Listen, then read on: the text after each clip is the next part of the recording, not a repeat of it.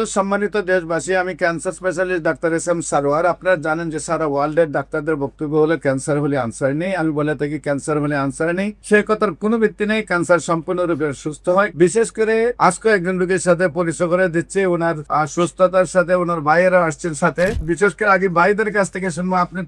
আপনার নাম কি? আমার নাম মোহাম্মদ মোহন সরকার। মোহন সরকার। আপনার কি হয়নি? আমার বড় ভাই। আপনার ছোট ভাই। আপনার নাম কি? আমার নাম কবির হোসেন। কবির হোসেন। আপনার নাম? জহুরুল ইসলাম। জহুরুল ইসলাম। কি অবস্থায় আপনি ছিলেন, কোথায় কোথায় চিকিৎসা করছেন এবং কিভাবে এই অবস্থায় আছেন আপনি একটু বলেন। আমার কিডনি মেতে টিউমার হয়েছিল, সিকিরি হসপিটালের মধ্যে অপারেশন হয়েছি। অপারেশনের পরে দিয়ে আমার দিয়ে করাইল কি ক্যান্সার। হ্যাঁ, আমি আনোয়ার মডেল হসপিটালের মধ্যে গেলাম, কয়েক থেরাপি দেওয়া লাগবে। আমি থেরাপি ইচ্ছাগতভাবে দিয়ে যাই। আপনার ইউটিউবের সাথে যোগাযোগ করে আপনার যে জায়গায় আসলাম, আমি ওষুধ খাওয়ার পরে দিয়ে আল্লাহ রহমত এখন রিপোর্ট করছি, মানে রিপোর্ট পার হয়েছে ইনশাল্লাহ। রিপোর্ট গুলো আমরা আপনাদের সামনে তুলে ধরছি।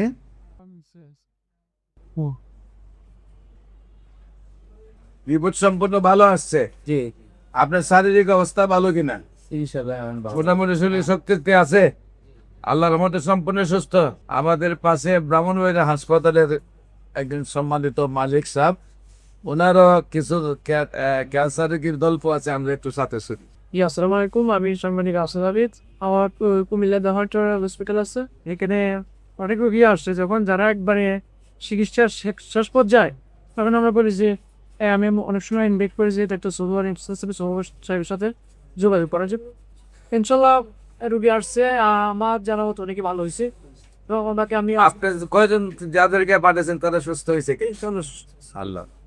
সম্মানিত দেশবাসী, বিশেষ করে ওনার আরো দুই ভাই, আমরা ওনার কাছ থেকে শুনবো। আপনার ভাইয়ের এই অবস্থা দেখে আপনার কেমন লাগছে বা খুব আনন্দ লাগছে। আমার ভাই সুস্থ, ইনশাল্লাহ আনন্দ। আপনার আলহামদুলিল্লাহ। আলহামদুলিল্লাহ, আলহামদুলিল্লাহ। সম্মানিত দেশবাসী, যারা আমাদের ভিডিওগুলো দেখছেন, আপনারা দোয়া করবেন উনি যেন আজীবন সুন্দরভাবে সুস্থ হয়ে যায়। আমরা একটু দোয়া করবো ওনার সাথে, উনি যেন আজীবন মানব সেবায় সময় দেন, কারণ উনি তো পৃথিবী থেকে চলেই যেত। পৃথিবীতে চলে গেলে তো আর মানুষের জন্য কিছু করতে পারতেন না। এখন যেহেতু আপনারা ভাই, আল্লাহর রহমতে একটা আমার মনে হয় যে সুন্দর একটা শক্তিতে আসে। আজকে কিন্তু ভাইয়ের পিছিয়ে ভাই যায় না। ভাইয়ের সুস্থতা দেখে আপনাদের সাথে আসছেন, এত আপনাদের পরিবারটা অনেক সুখী পরিবার। আপনার মতো একজন মানে এই সংসার রুজি না করলেও চলবে। আমার বিশ্বাস আর কি, আপনি যেমন বাকি জীবনটা মানবের সেবা করবেন, আর দেশবাসীর প্রতি আবেদন রইল আপনারা দোয়া করবেন উনি যেন আজীবন অন্তত ক্যান্সারে আর আক্রান্ত না হন। মৃত্যু হলে যেন অন্য কোনো কারণে